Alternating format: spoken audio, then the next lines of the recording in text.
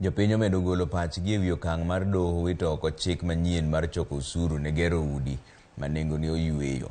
Moko kuom jopiny opuoyo ng'etono, ka moko to ok omor kode. Wamor sana ka koto golo uamuzi mamare mar mondo mi housing levy no ogole oko nikech en gima hinyo jopiny.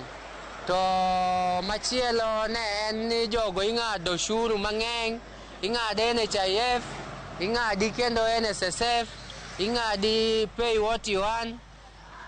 Sasa wan kaka jopiny wakwayo kot mondo endelea bedo kamano to oendelea dhi golo uamuzi mare kako golo no maonge luoro mora mora. Osuru ma imedo chakre sirikal losre, osuru tidhiga malo jopiny inyore.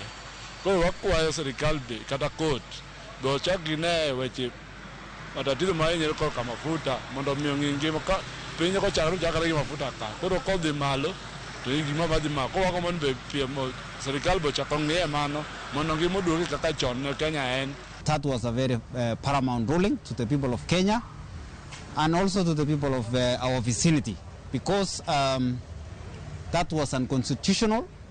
It was unsavory to our people, because right now we cannot follow the unformulated articles that was not documented or that was not brought to public participation. Majaji hao watatu wamesema ya kuwa haikuwa katiba, haiko kwa katiba, na pia mwananchi hakuhusishwa katika utoaji ushuru ya manyumba.